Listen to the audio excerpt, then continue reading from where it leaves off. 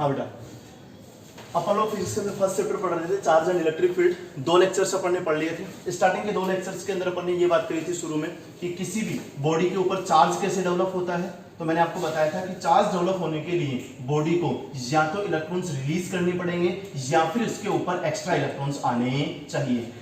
जब कोई भी बॉडी इलेक्ट्रॉन्स रिलीज करती है तो उसके ऊपर डेवलप होने वाला चार्ज पॉजिटिव बनता है, और जब उसके ऊपर एक्स्ट्रा इलेक्ट्रॉन्स आते हैं तो उसके ऊपर डेवलप होने वाला चार्ज नेगेटिव बनता है।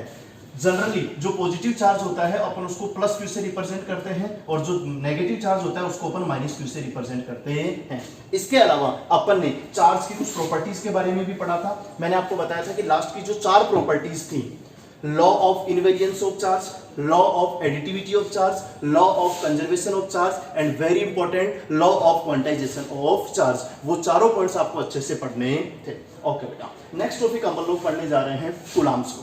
कूलम्ब्स लॉ क्या कहता है? बिल्कुल सिंपल सी बात है बेटा, अगर हमारे पास में 2 पॉइंट चार्जेस हैं, 2 पॉइंट चार्जेस हैं। हाँ बेटा, पॉइंट चार्ज का मतलब ये होता है कि जो आपका पूरा का पूरा चार्ज है वो एक पॉइंट पर ही कॉन्सेंट्रेट होना चाहिए। अगर आपका पूरा का पूरा चार्ज एक पॉइंट के ऊपर ही कॉन्सेंट्रेट है तो उसको अपन क्या बोलते हैं बेटा? Point charge. और अगर वो चार्ज जो है वो किसी बॉडी के ऊपर डिस्ट्रीब्यूटेड है तो उसको अपन बोलते हैं डिस्ट्रीब्यूटेड चार्ज। तो अभी अपने पास में चार्ज डिस्ट्रीब्यूट नहीं होना चाहिए किसी बॉडी के ऊपर, अपने पास में चार्ज क्या होना चाहिए? पॉइंट चार्ज होना चाहिए। तो सपोज दैट हमारे पास में 2 पॉइंट चार्जेस हैं, Q1 एंड Q2। दूसरी चीज, और ये दोनों चार्ज पार्टिकल्स रेस्ट पर, दैट इज स्टेशनरी भी होने चाहिए। मैं वापस से बोल रहा हूं, कूलम्ब्स लॉ अप्लाई करने से पहले कंडीशन क्या बता रहा हूं? दोनों चार्ज पार्टिकल्स पॉइंट चार्जेस होने चाहिए और दोनों के दोनों स्टेशनरी होने चाहिए। सपोज दैट इस कंडीशन में इन दोनों के बिटवीन डिस्टेंस जो है वो हमारे पास में स्मॉल r है। अच्छा बेटा, आपको इतनी बात समझ में आनी चाहिए कि दोनों चार्ज पार्टिकल्स Q1 और Q2, अभी मैंने इनके साइन नहीं लिखे, अगर दोनों प्लस प्लस होंगे तो इनके बिटवीन जो फोर्स अप्लाई होगा वो रिपल्सिव फोर्स होगा। अगर दोनों माइनस माइनस होंगे तो भी फोर्स कैसा होगा? रिपल्सिव। अगर एक प्लस और दूसरा माइनस होगा तो इनके बिटवीन फोर्स कैसा होगा बेटा? अट्रैक्टिव। ओके बेटा, जो भी इन दोनों चार्जेस के बिटवीन फोर्स अप्लाई होगा वो रिपल्सिव भी हो सकता है और अट्रैक्टिव भी हो सकता है। उस फोर्स को अपन बोलते हैं इलेक्ट्रिक फोर्स। जो इलेक्ट्रिक चार्जेस के बिटवीन फोर्स अप्लाई होता है बेटा उसको अपन क्या बोलते हैं? इलेक्ट्रिक फोर्स और कूलम्ब्स फोर्स। कूलम्ब नाम के साइंटिस्ट ने बताया कि 2 स्टेशनरी पॉइंट चार्जेस के बिटवीन अप्लाई होने वाला इलेक्ट्रिक फोर्स या कूलम्ब्स फोर्स जो होता है F, वो Q1 और Q2 इनके प्रोडक्ट के तो डायरेक्ट प्रोपोर्शनल होता है, और ये जो F होता है वो इन दोनों के बिटवीन जो सेपरेशन होता है स्मॉल r, उसके स्क्वायर के इनवर्सली प्रोपोर्शनल होता है। अगर अपन इन दोनों चीजों को मिक्स कर दें तो अपन बोल सकते हैं F is direct proportional to Q1 Q2 upon r square, और इसको अपन लिख सकते हैं F equals to K Q1 Q2 upon r square. तो 2 चार्ज पार्टिकल्स के बिटवीन अप्लाई होने वाला कूलम्ब फोर्स या फिर अपन इसको बोल सकते हैं इलेक्ट्रिक फोर्स, उसका मैग्नीट्यूड कितना होता है बेटा? F equals to K Q1 Q2 upon r square होता है। ये K जो है यहाँ पर वो आपका एक कांस्टेंट है। ये यहाँ पर क्या है बेटा? आपका कांस्टेंट, और इसको अपन बोलते हैं इलेक्ट्रोस्टैटिक कांस्टेंट। K को अपन क्या बोलते हैं बेटा? Electrostatic constant. इस K की वैल्यू कितनी होती है? K की जो वैल्यू होती है वो फिक्स नहीं होती है। K की वैल्यू वैक्यूम में या एयर, वैक्यूम और एयर को अपन एक ही बात समझ लेंगे, वैक्यूम या एयर के अंदर K की वैल्यू अलग होती है। और अगर अपन किसी दूसरे मीडियम में बात करें, दूसरे मीडियम का मतलब वाटर में बात करें या ग्लास के अंदर बात करें या किसी भी और मीडियम के अंदर बात करें तो K की वैल्यू अलग होती है। मैं आपको K की कितनी वैल्यूज बताऊंगा बेटा? 2। एक तो वैक्यूम या एयर के लिए K की वैल्यू कितनी होती है? 4 वैक्यूम और एयर, उसके लिए K की वैल्यू कितनी होती है? और दूसरी चीज फॉर एनी मीडियम, हाँ, वैक्यूम या एयर के लिए K इक्वल्स टू होता है 1/4 पाई एप्सिलॉन नॉट। के का फॉर्मूला क्या होता है 1/4 पाई एप्सिलॉन नॉट, ये के का फॉर्मूला होता है। और जब अपन इसको सोल्व करते हैं तो एक्चुअल में मैं आपको एक चीज और साइड में बता दूं, ये जो एप्सिलॉन नॉट होता है इसको अपन बोलते हैं permittivity of vacuum. Epsilon not को अपन क्या बोलते हैं बेटा, परमिटिविटी ऑफ वैक्यूम। वैक्यूम की बात हो रही है। अच्छा, तो जो एप्सिलॉन नॉट होता है उसकी वैल्यू होती है 8.85 × 10⁻12 coulomb square upon newton metre square. ये किसकी वैल्यू है बेटा, एप्सिलॉन नॉट की। अच्छा, जब ये एप्सिलॉन नॉट की वैल्यू यहां पर अपन शिफ्ट करते हैं, पाई की वैल्यू 3.14 या 22/7 ले लेते हैं, और जब इसको पूरे को सोल्व करते हैं तो हमें के की वैल्यू मिलती है 9 × 10⁻9 newton metre square upon coulomb square. Okay बेटा, आप तो इस एप्सिलॉन नॉट की वैल्यू तो ऐसे ध्यान में रख के छोड़ देना, कोई ज्यादा इंपॉर्टेंट नहीं है एप्सिलॉन नॉट की वैल्यू। डायरेक्टली आप के की वैल्यू याद कर लो।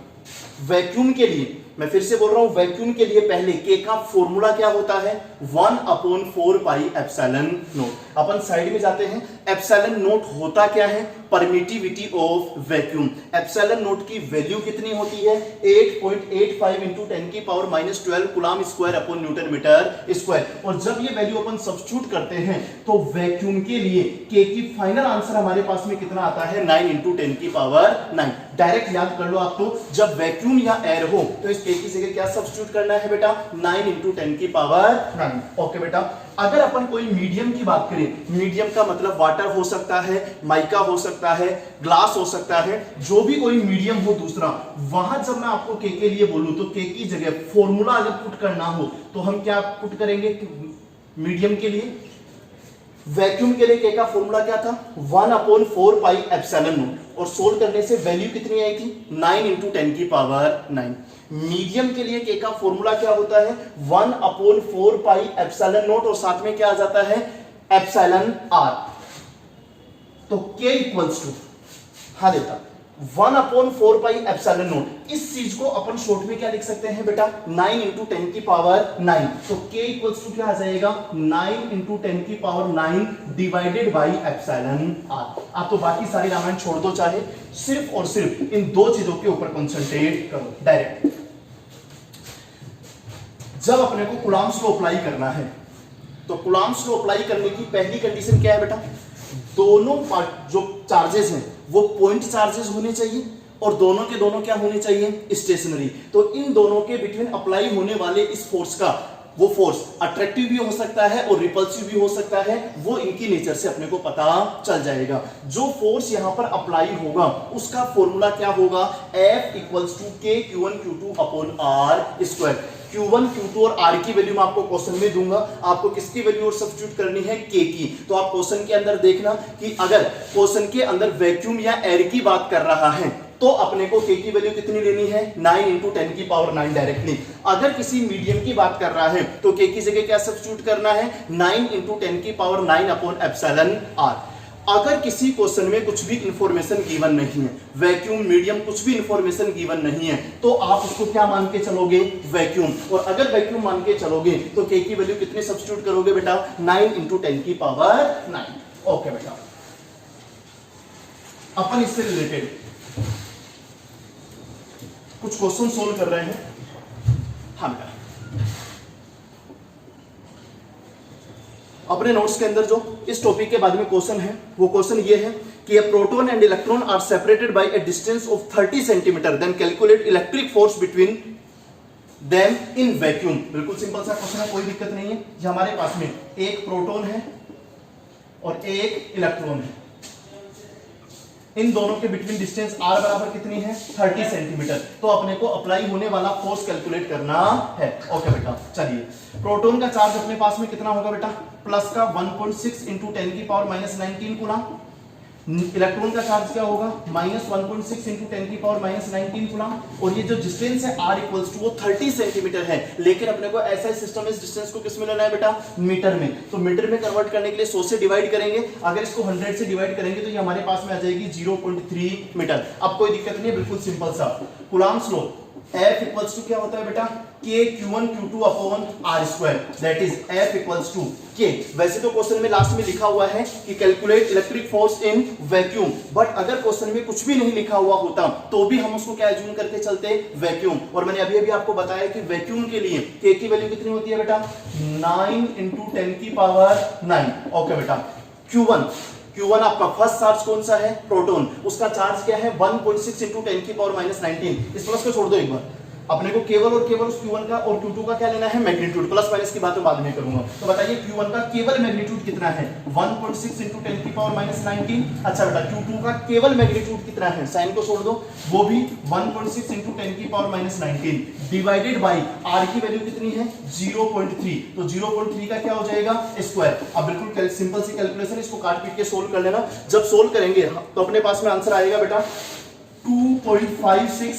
× 10 की पावर -27 न्यूटन। जो भी इसको कैलकुलेशन कर लेना, आंसर ये आ जाएगा। हाँ बेटा, अभी आंसर कंप्लीट नहीं हुआ है, ये तो उस फोर्स का केवल क्या आया है, मैग्नीट्यूड। अपने को ब्रैकेट में उसकी नेचर भी लिख के आनी है। जो इलेक्ट्रिक फोर्स होता है, इलेक्ट्रिक फोर्स क्या होता है बेटा, चार्ज पार्टिकल्स के बिटवीन जो भी फोर्स लगता है उसी को अपन क्या बोलते हैं बेटा, इलेक्ट्रिक फोर्स। अच्छा बेटा, electric force that is charge particles के बिटवीन अप्लाई होने वाला फोर्स, वो अट्रैक्टिव भी हो सकता है और रिपल्सिव भी हो सकता है। बस दो ही नेचर होंगे। अगर दोनों चार्ज पार्टिकल्स अपोजिट नेचर के हैं, इसका मतलब एक प्लस और दूसरा माइनस, तब तो क्या होगा बेटा, अट्रैक्शन। और अगर दोनों सेम नेचर के हैं, प्लस प्लस या माइनस माइनस, तो क्या होगा, रिपल्सन। तो वो नेचर भी आपको यहां पर लिखनी है। एक्चुअल में वो जो प्लस और माइनस का साइन है वो अपने को क्या बताएगा, इसकी नेचर। एक प्रोटॉन पॉजिटिव है और इलेक्ट्रॉन नेगेटिव है, तो ऑब्वियसली यहां पर जो फोर्स अप्लाई होगा वो आपका क्या होगा, अट्रैक्टिव फोर्स होगा। ठीक है बेटा। अच्छा, इसके बाद में अपने पास में नेक्स्ट क्वेश्चन है,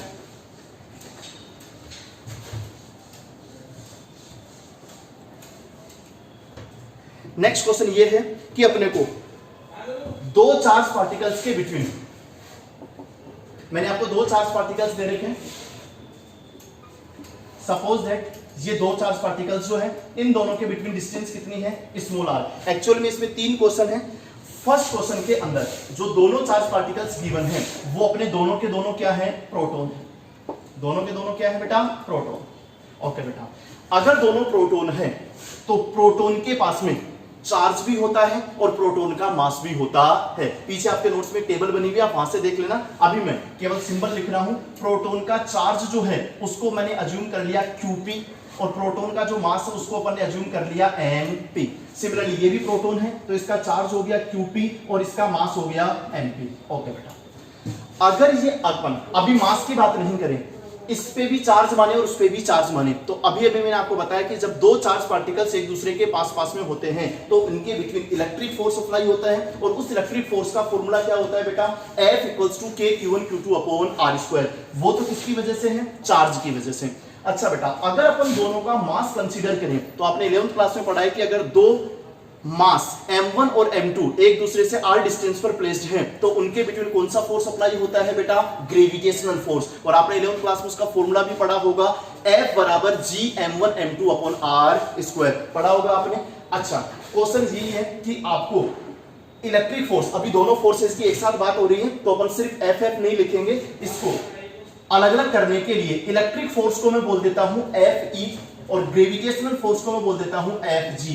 आपको इन दोनों का रेशियो कैलकुलेट करना है दो प्रोटॉन्स के लिए। ओके बेटा, अगर अपने को दोनों का रेशियो कैलकुलेट करना है तो ये रेशियो अपन कैसे कैलकुलेट कर सकते हैं, बिल्कुल सिंपल सी बात है। पहले FE, ओके बेटा बताइए, FE इलेक्ट्रिक फोर्स की बात हो रही है, क्या फॉर्मूला बताया अभी, K Q1 Q2 upon R square. अच्छा, इसको अपन एक बार ऐसे लिख लेते हैं, K Q1 की जगह फर्स्ट चार्ज Qp और सेकंड चार्ज भी आपका क्या है, Qp। तो बताइए क्या ये Qp का स्क्वायर हो जाएगा और डिवाइडेड बाय क्या आ जाएगा आपका R स्क्वायर। ओके बेटा, नेक्स्ट Fg = ग्रेविटेशनल फोर्स क्या होता है, G m1 m2 upon r square. Okay बेटा, तो जी को ऐसे कैसे रहने दो, m1 कितना है mp और m2 भी कितना है mp, तो ये हमारे पास में क्या हो गया बेटा mp का स्क्वायर और डिवाइडेड बाय ये भी आपका क्या हो गया r स्क्वायर। ओके बेटा, अगर अपन दोनों का रेशियो कैलकुलेट करना चाहें तो बिल्कुल सिंपल सी बात है, fe upon fg equals to, जब रेशियो कैलकुलेट करोगे तो r स्क्वायर से r स्क्वायर क्या हो जाएगा कैंसिल और आंसर आ जाएगा k qp square divided by g mp square. Okay बेटा, k की वैल्यू अभी अपने को क्वेश्चन में कुछ भी नहीं दिया हुआ है तो अपन यहां पर क्या मान के चलेंगे वैक्यूम, और वैक्यूम के लिए k की वैल्यू कितनी होती है 9 इंटू 10 की power 9 into QP charge of proton, पीछे लिखा हुआ है 1.6 इंटू 10 की पावर माइनस 19 कूलम, इसका स्क्वायर डिवाइडेड बाय g आपका क्या है ग्रेविटेशनल कांस्टेंट। 11th क्लास में आपने पढ़ा होगा कि g की वैल्यू होती है 6.67 इंटू 10 की power minus 11 multiplied by mp, पीछे टेबल में लिखा हुआ है मास ऑफ प्रोटॉन, ये आपका होता है 1.67 इंटू 10 की पावर माइनस 27 किलोग्राम और इसका स्क्वायर। जब इस कैलकुलेशन को अपन काट पीट के सोल्व करते हैं, जब इसको अपन सोल्व करते हैं तो हमारे पास में आंसर आता है fe अपॉन fg। बाकी चीज साइड वाली चीज को छोड़ो, अगर अपन पावर्स को सोल्व कर रहे हैं तो लमसम हमारे पास में आंसर आता है 10 की पावर 36। आप तो इस बात पर कंसंट्रेट करो, कैलकुलेशन कर लेना कोई दिक्कत नहीं है। जब इसको सोल्व करते हैं तो fe upon fg equals to क्या आता है 10 की पावर 36। अच्छा बेटा, अब ध्यान दो, मैंने ये क्वेश्चन आपको सोल्व क्यों करवाया है, क्या मैं इसको ऐसे लिख सकता हूं fe upon fe equals to 10 की पावर 36 इंटू fg। इसका मतलब क्या है कि दो प्रोटॉन्स के बिटवीन अप्लाई होने वाला इलेक्ट्रिक फोर्स उन्हीं प्रोटॉन्स के बिटवीन अप्लाई होने वाले ग्रेविटेशनल फोर्स के रेस्पेक्ट में 10 की पावर 36 टाइम्स ज्यादा होता है। अपन सोच भी नहीं सकते ये कितना ज्यादा है। जो भी ग्रेविटेशनल फोर्स होगा दो चार्ज प्रोटॉन्स के बिटवीन, जब अपन उसको 10 की पावर 36 से मल्टीप्लाई करेंगे तब उनके बिटवीन क्या आएगा आपका इलेक्ट्रिक फोर्स। इसका मतलब क्या, हमें यह बात यहां से समझ में आई क्या कि जो आपका इलेक्ट्रिक फोर्स होता है Fe, उसकी वैल्यू ग्रेविटेशनल फोर्स Fg से बहुत बहुत ज्यादा होती है। इसका मतलब जो इलेक्ट्रिक फोर्स होता है वो ग्रेविटेशनल फोर्स के रेस्पेक्ट में बहुत ज्यादा स्ट्रॉन्ग होता है, और ऐसा सभी चार्ज पार्टिकल्स के लिए होता है। अभी अपन ने दो प्रोटॉन्स के लिए सोल्व किया तो इलेक्ट्रिक फोर्स ग्रेविटेशनल फोर्स से कितना ज्यादा बड़ा निकला 10 की पावर 36 टाइम्स। नेक्स्ट क्वेश्चन के अंदर दोनों चार्ज पार्टिकल्स क्या है इलेक्ट्रॉन, तो केवल वैल्यू चेंज होगी, आप काट पीट के सोल्व कर लेना, उसके अंदर आंसर आएगा लमसम 10 की पावर 44 टाइम्स ज्यादा होता है। और फिर थर्ड क्वेश्चन में आपके पास में क्या है, एक प्रोटॉन और एक इलेक्ट्रॉन, उसी को भी ऐसे ही सोल्व कर लेना, वहां पर भी Fe की वैल्यू अपने को Fg से बहुत ज्यादा मिलती है।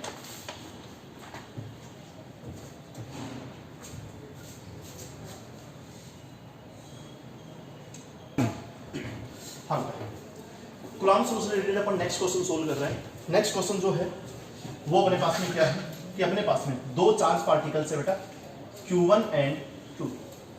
अच्छा क्वेश्चन है, इन दोनों के बिटवीन डिस्टेंस अभी r है और यहां पर वैक्यूम या एयर है। जब यहां पर वैक्यूम है तो उस कंडीशन में इन दोनों चार्ज पार्टिकल्स के बिटवीन अप्लाई होने वाला जो फोर्स है वो अपने को F दिया हुआ है।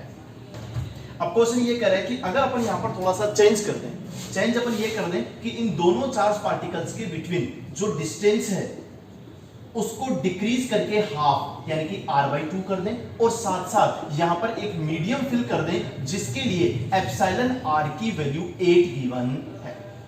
तो अब इस कंडीशन में इन दोनों चार्ज पार्टिकल्स के बिटवीन अप्लाई होने वाला फोर्स F डैश कितना हो जाएगा। पहले हमारे पास में charge particles Q1 and Q2 है, डिस्टेंस r है और यहां पर क्या है वैक्यूम, तब फोर्स आपको कितना गिवन है F। अब चार्ज पार्टिकल्स वही हैं Q1 and Q2, but distance क्या हो गई r/2 और यहां पर एक मीडियम भी आ गया जिसका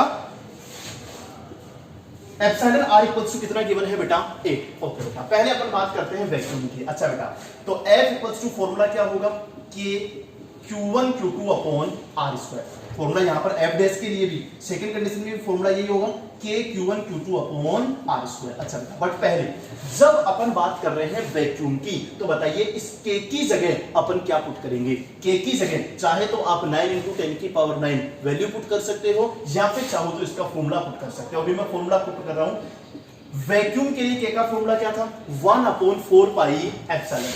ओके बेटा, Q1 Q2 ऐसे कैसे रह गया और यहां पर क्या बन गया बेटा आर स्क्वायर, ये चीज ऐसे कैसे रहेगी। अच्छा बेटा यहां पर आओ, जब मीडियम की बात करते हो तो अब बताइए एफ डैश इक्वल्स टू क्या आएगा।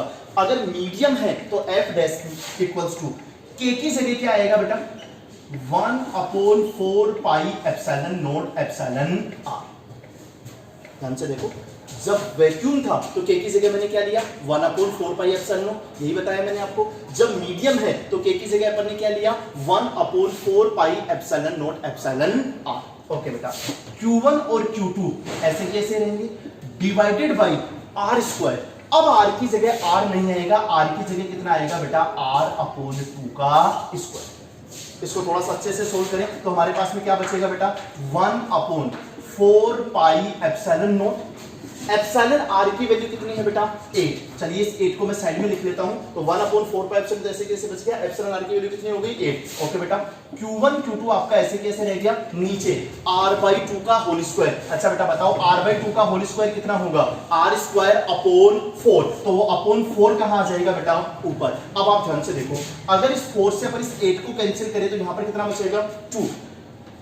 जो रिमेनिंग यहां पर बचा है 1/4 pi epsilon naught Q1 Q2 upon r square. ध्यान से देखो, क्या ये वाली जो चीज है वो f के इक्वल ही है क्या, तो that is final answer f dash equals to क्या आ गया, ये जो टर्म बची इसको तो मैं क्या लिख सकता हूं f, और डिवाइड में केवल कितना बचेगा 2। तो फाइनल आंसर हमारे पास में कितना आया बेटा f dash equals to f upon 2।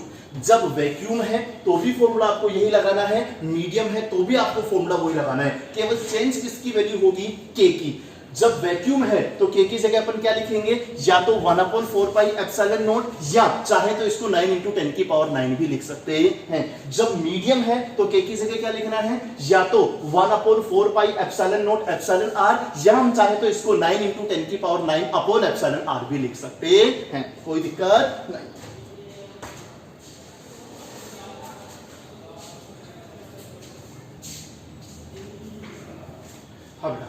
Next question बहुत अच्छा क्वेश्चन है बेटा, इसको ध्यान से समझना, इंपॉर्टेंट क्वेश्चन है, इसमें सारी कंडीशंस आ जाएगी। हमारे पास में दो चार्जेस हैं बेटा +Q एंड माइनस, इन दोनों के बिटवीन डिस्टेंस r है, और अभी यहां पर आपको वैक्यूम गिवन है। +Q और -Q दो चार्ज पार्टिकल्स के बिटवीन डिस्टेंस स्मॉल r है और यहां पर वैक्यूम है। तो क्वेश्चन कह रहा है कि इन दोनों चार्ज पार्टिकल्स के बिटवीन अप्लाई होने वाला फोर्स कितना है F। अच्छा बेटा चलिए एक बार के लिए आप बताइए F की वैल्यू यहां पर हमारे पास में क्या होनी चाहिए, K Q1 Q2 upon r square, that is F equals to क्या आ जाएगा, K की जगह आप चाहो तो क्या लिख लो 1/4 पाई एप्सिलॉन नॉट, Q1 की जगह क्या आएगा Q, प्लस माइनस को छोड़ो, और Q2 की जगह भी क्या आएगा Q।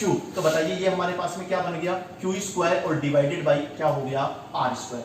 अभी वैक्यूम के लिए हमारे पास में फॉर्मूला क्या आ गया F equals to 1/4 pi epsilon naught Q square upon R square.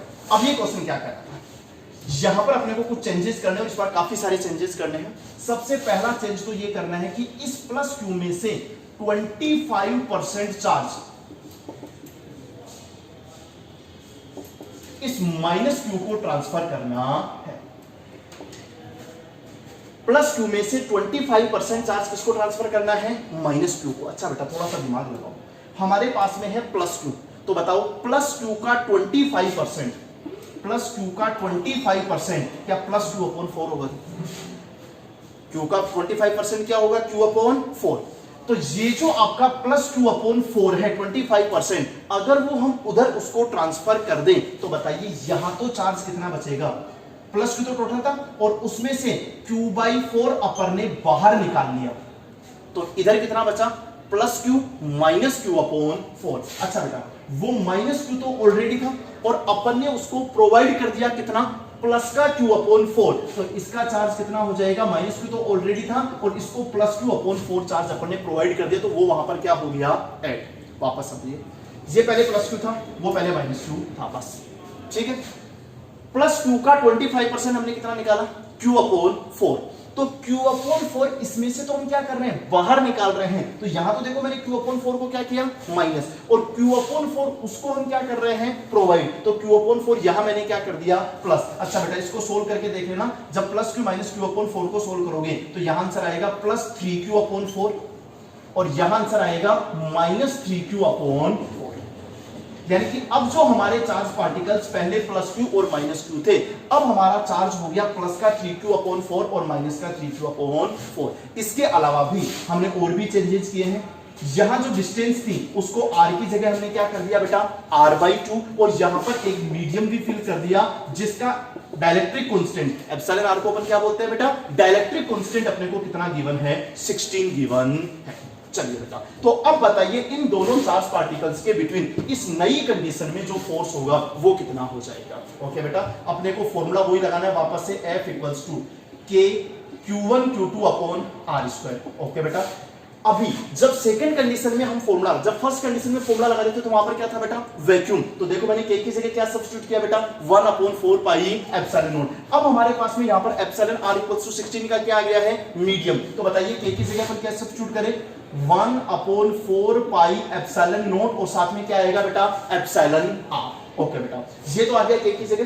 Q1 की जगह अपन क्या लेंगे बेटा, 3Q/4, और Q2 की जगह भी अपन क्या लेंगे बेटा, 3Q/4। प्लस माइनस को छोड़ो, वो केवल ये बता रहे हैं कि जो फोर्स होगा वो कैसा होगा, अट्रैक्टिव। अपने को केवल मैग्नीट्यूड से मतलब है, तो पहले इसका मैग्नीट्यूड की था और उसका भी Q, तो पहले तो क्या बन गया था, Q², अब इसका 3Q/4 और उसका भी 3Q/4। अच्छा बेटा, डिवाइडेड बाय, अब ध्यान देना r की जगह r नहीं आएगा, पहले तो डिस्टेंस r थी तो r की जगह r ही आ गया था, बट अब डिस्टेंस कितनी हो गई है, r/2। तो r की जगह अपन क्या रिप्लेस करेंगे बेटा, r/2 का स्क्वायर। ओके बेटा, सही से सोल्व करो। अच्छा, इस फोर्स को अपन F' मान लेते हैं, F' = 1/4πε0। इसको साइड में करो, एप्सिलॉन r की वैल्यू कितनी है बेटा, 16। इस 16 को आप यहां पर साइड में लिखो। ओके बेटा, मल्टीप्लाइड बाय ये 3/4 और 3/4, ये हमारे पास में क्या हो गया बेटा, 9/16। 3/4 और 3 क्या हो गया, 9/16। यहां क्या बच गया, Q² डिवाइडेड बाय, अभी नीचे और क्या था, r/2 का स्क्वायर। तो r/2 का स्क्वायर कितना हो जाएगा बेटा, r²/4, r²/4। ओके बेटा, इस 4 से इस 16 को कैंसिल करो तो यहां पर कितना बच गया, 4। ओके बेटा, F' = आप ऊपर से तो 9 को साइड में ले लो और नीचे से इस 16 को, इस 4 को साइड में ले लो, तो क्या बन गया बेटा, 64।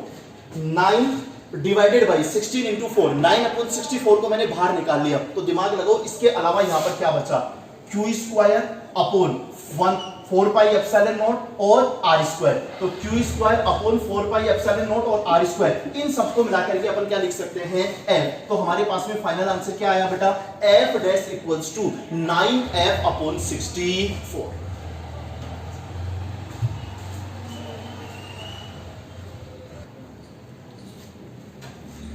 ओके बेटा, नेक्स्ट क्वेश्चन क्या है अपने पास में। नेक्स्ट क्वेश्चन ये कह रहा है कि अपने पास में एक चार्ज है कैपिटल Q, हमें इसके दो पार्ट्स डिवाइड करने हैं। अच्छा बेटा, अगर हमारे पास में कैपिटल Q चार्ज है, टोटल चार्ज, हमें इसके दो पार्ट डिवाइड करने हैं, तो दो पार्ट्स अपन ऐसे डिवाइड करते हैं कि फर्स्ट पार्ट में Q का 20% दे दें तो सेकंड पार्ट को कितना मिलेगा, 80%। फर्स्ट पार्ट को 25% दे दे तो सेकंड पार्ट को कितना मिलेगा, 75%।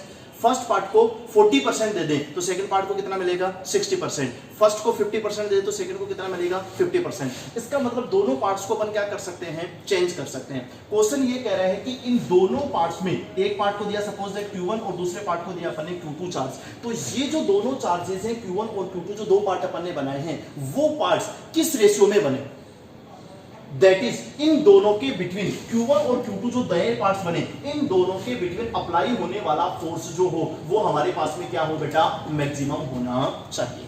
तो अपन पार्ट्स कैसे भी डिवाइड कर सकते हैं, इसको 25%, इसका मतलब 25% का मतलब Q/4 होगा, और उसको 75% 3Q/4 दे सकते हैं, या इसको 40%, इसको 60% दे सकते हैं, इसको 50, उसको 50 दे सकते हैं। कैसा भी अपन दो रेशियो डिवाइड कर सकते हैं। आप डायरेक्टली आंसर याद कर लेना, जब अपन इस कैपिटल Q टोटल चार्ज को दो इक्वल पार्ट्स में डिवाइड करते हैं, दो इक्वल पार्ट्स में डिवाइड करते हैं, इसका मतलब ये फर्स्ट पार्ट भी अपन कितना रखते हैं, Q/2, और सेकंड पार्ट भी अपन कितना रखते हैं, Q/2। 2। इस कंडीशन में जो फोर्स अपने को मिलता है वो अपने को क्या मिलता है बेटा, मैक्सिमम। डायरेक्टली आंसर याद कर लेना। यदि किसी क्वेश्चन में फॉर एग्जांपल टोटल चार्ज दे रखा हो 10 कूलम, तो अपन उसके कैसे दो पार्ट्स बनाएं, दैट इज जो आपके बिटवीन दोनों चार्ज पार्टिकल्स के बिटवीन फोर्स अप्लाई हो रहा है वो फोर्स आपका क्या आना चाहिए बेटा, मैक्सिमम। तो वो मैक्सिमम कब आएगा, जब अपन दोनों पार्ट्स क्या करें 50-50% इक्वल डिवाइड करें। इसका मतलब अगर टोटल चार्ज 10 कूलम है तो 5 कूलम और 5 कूलम में डिवाइड करेंगे तो उस कंडीशन में अप्लाई होने वाला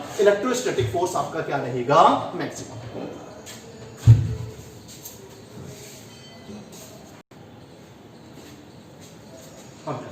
नेक्स्ट, तो ये अपन ने कूलम्ब्स लॉ पढ़ लिया। कूलम्ब्स लॉ जो अपन ने पढ़ा उसके अंदर अपन ने देखा कि अगर हमारे पास में एक चार्ज है Q1 और दूसरा चार्ज है Q2 और इन दोनों के बिटवीन डिस्टेंस R है, और अभी अपन यहाँ पर क्या मान के चल रहे हैं, वैक्यूम या मीडियम हो तो भी कोई दिक्कत नहीं है, फॉर्मूला अपन एक ही लगा सकते हैं। इन दोनों के बिटवीन अप्लाई होने वाला फोर्स F इक्वल्स टू क्या होता है बेटा, K Q1 Q2 upon R square. और ये जो आपका फोर्स होता है इसको अपन क्या बोलते हैं बेटा, इलेक्ट्रिक फोर्स या कूलम्ब फोर्स। ये अपन ने अभी पढ़ा है दो चार्ज पार्टिकल्स के लिए। 11th क्लास में आपने पढ़ा होगा कि अगर हमारे पास में दो मास है m1 और m2 और इन दोनों के बिटवीन डिस्टेंस कितनी है, r, तो इन दोनों के बिटवीन जो फोर्स अप्लाई होता है मास के बिटवीन उसको अपन लोग क्या बोलते हैं बेटा, ग्रेविटेशनल फोर्स। और जो अपना ग्रेविटेशनल फोर्स होता है उसका फॉर्मूला होता है F equals to G m1 m2 upon r square. यहां हम दो फोर्सेज की बात कर रहे हैं, चार्ज पार्टिकल्स के बिटवीन जो फोर्स है उसका फॉर्मूला अपन लिख रहे हैं F equals to K Q1 Q2 upon R square, अभी मैंने आपको बताया है। और इस फोर्स को अपन बोलते क्या है बेटा, इलेक्ट्रिक फोर्स। दूसरा जो है आपका वो आपका क्या है, ग्रेविटेशनल फोर्स, और उसका फॉर्मूला क्या है, F equals to G m1 m2 upon R square. अपने को इन दोनों फोर्सेज को कंपेयर करना है, दैट इज कुछ कंपैरिजंस की बात करनी है इन दोनों फोर्सेज के बिटवीन, कुछ इंपॉर्टेंट फैक्ट्स की बात करनी है। वो इंपॉर्टेंट फैक्ट्स या कंपैरिजंस क्या क्या है। पहला कंपैरिजन क्या कहता है, पहला कंपैरिजन ये कहता है कि जो आपका इलेक्ट्रिक फोर्स होता है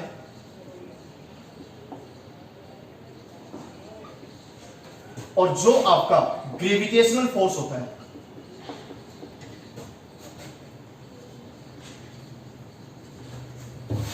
both are conservative forces. 11th class में आपने पढ़े होंगे conservative and non conservative forces. Conservative forces की 2-3 डेफिनेशंस मैंने आपको लिखवाई थी, आप अपने कॉपी में देख सकते हो, वर्क एनर्जी एंड पावर वाले चैप्टर में। कंजर्वेटिव फोर्सेस वे फोर्सेस होते हैं जिनके लिए work done by force path पर डिपेंड नहीं करता है। चाहे किसी भी पाथ के अलोंग जाएं, सभी पाथ के लिए वर्क डन क्या रहता है, इक्वल। उसको अपन क्या बोलते हैं, कंजर्वेटिव फोर्सेस। तो इलेक्ट्रिक फोर्स भी आपका कंजर्वेटिव होता है और ग्रेविटेशनल फोर्स भी कंजर्वेटिव होता है। सिंपल सी बात है, ओके बेटा। दूसरा इंपॉर्टेंट फैक्ट क्या है, दोनों के दोनों फोर्सेस जो है, इलेक्ट्रिक फोर्स भी और ग्रेविटेशनल फोर्स भी, inverse square law.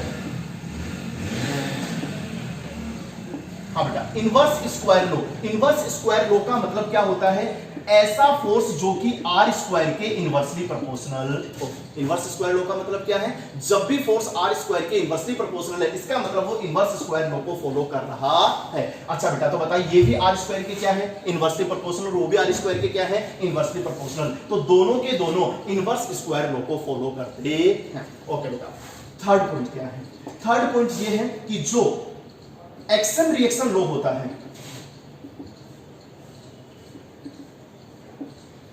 11th class में आपने पढ़ा होगा, Newton's third law of motion, उसको अपन क्या बोलते हैं, एक्शन रिएक्शन लॉ भी बोलते हैं। दोनों के दोनों जो आपके फोर्सेज हैं, इलेक्ट्रिक फोर्स भी और ग्रेविटेशनल फोर्स भी, दोनों के दोनों एक्शन रिएक्शन लॉ को फॉलो करते हैं, दोनों फॉलो करते हैं। ओके बेटा, नेक्स्ट फोर्थ पॉइंट क्या कहता है, फोर्थ पॉइंट ये कह रहा है कि जो आपके पास में ग्रेविटेशनल फोर्स है, चलो मैं इसको शॉर्ट में लिख देता हूं, क्या, Fg। ग्रेविटेशनल फोर्स के अंदर कांस्टेंट क्या आ रहा है बेटा, G। अब ध्यान से सुनना, और इस G की वैल्यू हमेशा फिक्स होती है। ये कैपिटल G यूनिवर्सल कांस्टेंट है, यूनिवर्सल कांस्टेंट है। इसका मतलब चाहे अपन यूनिवर्स में कहीं पर भी रहें, वैक्यूम में रहें, एयर में रहें, किसी मीडियम में, वाटर में रहें, ग्लास में रहें, कहीं पर भी रहें, इस G की वैल्यू हमेशा क्या रहती है, फिक्स। और अगर G की वैल्यू फिक्स रहती है, इसका मतलब G की वैल्यू चेंज नहीं हो रही है। तो इस ग्रेविटेशनल फोर्स एफ जी की वैल्यू भी हमेशा क्या रहेगी, फिक्स। लेकिन इस इलेक्ट्रिक फोर्स एफ ई के अंदर कांस्टेंट क्या यूज हो रहा है, के। और अभी मैंने आपको बताया कि के की वैल्यू फिक्स नहीं होती है। वैक्यूम के लिए के की वैल्यू कितनी होती है, 9 × 10 की पावर 9। लेकिन किसी भी मीडियम के लिए के की वैल्यू कितनी होती है, 9 × 10 की power 9 divided by epsilon r. तो ये एफ ई जो है वो मीडियम पर डिपेंड करता है, और जो एफ जी है वो मीडियम पर डिपेंड नहीं करता है। F G does not depends upon medium, और जो आपका एफ ई है वो डिपेंड्स अपॉन मीडियम। बेटा एफ जी ग्रेविटेशनल फोर्स में कांस्टेंट क्या आ रहा है, कैपिटल जी। और मैं कह रहा हूं कैपिटल जी आपका क्या होता है, यूनिवर्सल कांस्टेंट होता है। इसकी वैल्यू कभी चेंज नहीं होती है, चाहे किसी भी मीडियम में चले जाएं। तो अगर कैपिटल जी की वैल्यू चेंज नहीं होगी तो एफ जी की वैल्यू भी सभी मीडियम्स के लिए क्या रहेगी, इक्वल। इसका मतलब वो मीडियम पर डिपेंड नहीं करेगा। लेकिन वहां अगर मीडियम चेंज होगा तो के की वैल्यू क्या हो जाएगी, चेंज, और इसका मतलब एफ ई की वैल्यू भी क्या होगी, चेंज। तो इलेक्ट्रिक फोर्स एफ ई जो होता है वो मीडियम पर डिपेंड करता है। ओके बेटा, ये आपका 4th नंबर का फैक्टर हो गया। उसके बाद में नेक्स्ट 5th नंबर पर फैक्टर अपन क्या पढ़ रहे हैं, इंपॉर्टेंट फैक्ट्स अपन क्या पढ़ रहे हैं। 5th नंबर पर अपन बोल रहे हैं कि जो आपका इलेक्ट्रिक फोर्स होता है, मैंने अभी आपको क्वेश्चन में बताया भी था, इलेक्ट्रिक फोर्स की वैल्यू इस ग्रेविटेशनल फोर्स के रेस्पेक्ट में क्या होती है, बहुत ज्यादा होती है। इसका मतलब इलेक्ट्रिक फोर्स आपका क्या होता है बेटा, स्ट्रॉन्ग फोर्स होता है, और एफ जी ग्रेविटेशनल फोर्स इसकी वैल्यू इसके रेस्पेक्ट में बहुत ही कम होती है। तो ये आपका क्या होता है बेटा, वीक फोर्स होता है। इलेक्ट्रोस्टैटिक फोर्स या इलेक्ट्रिक फोर्स आपका कैसा है, स्ट्रॉन्ग फोर्स, और ग्रेविटेशनल फोर्स आपका कैसा है, वीक फोर्स होता है। लास्ट एंड फाइनल 6 नंबर का फैक्ट ऊपर खाली जगह के अंदर लिखा हुआ, वहां से देख लो। अच्छा बेटा, एक तो होता है इलेक्ट्रिक फोर्स एफ ई और एक होता है एफ जी। ओके बेटा, एफ ई इलेक्ट्रिक फोर्स किसके बिटवीन लगता है, चार्जेस के बिटवीन। दो चार्ज है Q1 और Q2, अगर दोनों प्लस प्लस हुई तो फोर्स कैसा लगेगा, रिपल्सिव।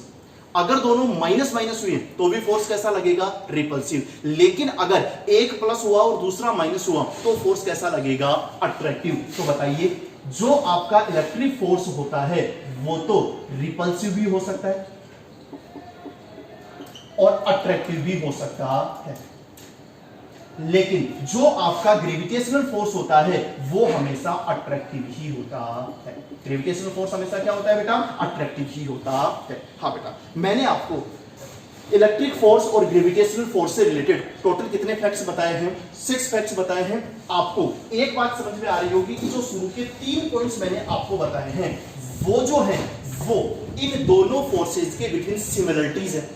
सिमिलरिटीज का मतलब फर्स्ट फोर्स देखो, दोनों के दोनों क्या है, कंजर्वेटिव। सेकंड के अंदर दोनों के दोनों इनवर्स स्क्वायर लॉ को फॉलो कर रहे हैं, तो ये भी क्या हुई, सिमिलरिटी। और थर्ड में दोनों के दोनों एक्शन रिएक्शन लॉ को फॉलो कर रहे हैं, तो ये 3 तो क्या हुई, सिमिलरिटी। और ये जो 4th नंबर, 5th नंबर और 6th नंबर अपन ने पढ़ा है, ये इन दोनों के बिटवीन क्या है, डिफरेंसेस है। तो टोटल मैंने आपको कितने फैक्ट्स बताए हैं बेटा, 6। एग्जाम में अगर क्वेश्चन आए तो वो या तो आपको सिमिलरिटीज पूछेगा या फिर आपको डिफरेंस पूछेगा। तो अगर सिमिलरिटीज पूछे तो शुरू के 3 वाले लिख के आने हैं, और अगर आपको डिफरेंसेस पूछे तो बाद वाले 3 लिख करके आने हैं। ये तो इतना तो आप सोच समझ के पता कर सकते हो। ओके बेटा, next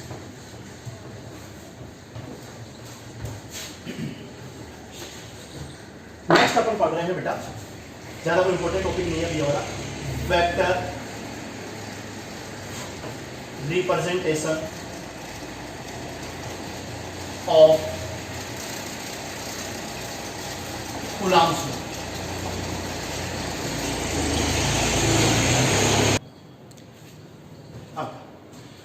vector representation of Coulomb's law, यहां पर अपन जो कूलम्ब्स लॉ अपन ने पढ़ा है F = K Q1 Q2 upon R², उसकी वेक्टर फॉर्म के बारे में बात करेंगे। वेक्टर फॉर्म का मतलब जो उसका मैग्नीट्यूड था F = K Q1 Q2 upon R², साथ साथ हम उसके डायरेक्शन के बारे में भी बात करेंगे। ओके बेटा, बिल्कुल सिंपल सी चीज है, ज्यादा कोई इंपॉर्टेंट भी नहीं है। Q1 और Q2 दो चार्जेस हमारे पास में, या तो दोनों सेम नेचर के होंगे, सेम नेचर के होंगे, इसका मतलब थोड़ी देर के लिए इसको भी प्लस अज्यूम कर लो, इसको भी प्लस अज्यूम कर लो, या फिर दोनों अपोजिट नेचर के होंगे, तो इस Q1 को प्लस अज्यूम कर लो और इस Q2 को माइनस अज्यूम कर लो। अच्छा, बताइए, अगर दोनों प्लस प्लस हैं तो दोनों एक दूसरे को क्या करेंगे, रिपेल करेंगे। इसका मतलब ये Q1 तो Q2 पर फोर्स कहां लगाएगा, इधर, और ये Q2 Q1 पर फोर्स कहां लगाएगा, इधर।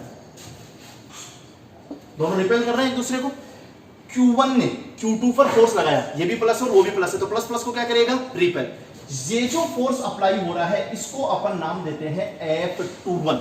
F21 का मतलब क्या है बेटा, force applied on second charge due to first charge. Okay बेटा, तो बताओ इसको नाम क्या देना चाहिए, F12, force applied on first charge due to second charge. अच्छा बेटा, अभी दोनों प्लस प्लस हैं तो रिपेल करेंगे एक दूसरे को। अच्छा, अगर ये प्लस और ये माइनस है तो बताइए ये प्लस उस माइनस को अपनी तरफ अट्रैक्ट करेगा और ये माइनस जो होगा वो इस प्लस को अपनी तरफ अट्रैक्ट करेगा। ओके बेटा, इस फोर्स को अपन बोल देते हैं F21 और इस फोर्स को अपन बोल देते हैं F12। डिस्टेंस जो अपन अज्यूम कर लेते हैं R। अच्छा बेटा, आप एक चीज बताइए, F21 और F12 दोनों का ही magnitude F equals to K Q1 Q2 upon R square होगा, क्योंकि Q1 Q2 लिखे या Q2 Q1 लिखे उससे कोई दिक्कत नहीं है। लेकिन आप दोनों डायग्राम देख लो कि F12 और F21 दोनों का मैग्नीट्यूड तो सेम है, लेकिन यहां पर भी दोनों की डायरेक्शन क्या है बेटा, अपोजिट, और यहां पर भी दोनों की डायरेक्शन क्या है, अपोजिट। तो इस बात को हम वेक्टर फॉर्म में क्या लिख सकते हैं, F12 इक्वल्स टू F21 और आगे अपन क्या लगा देंगे, माइनस। इस माइनस का मतलब यह है कि दोनों की डायरेक्शन क्या है, अपोजिट, और वो आपको क्लियर दिख रही है। जब दोनों सेम नेचर के हैं तो भी दोनों की डायरेक्शन क्या आ रही है, अपोजिट, और जब दोनों अपोजिट नेचर के हैं तो भी दोनों की डायरेक्शन क्या आ रही है, अपोजिट। इसी को अपन क्या बोलते हैं, वेक्टर रिप्रेजेंटेशन।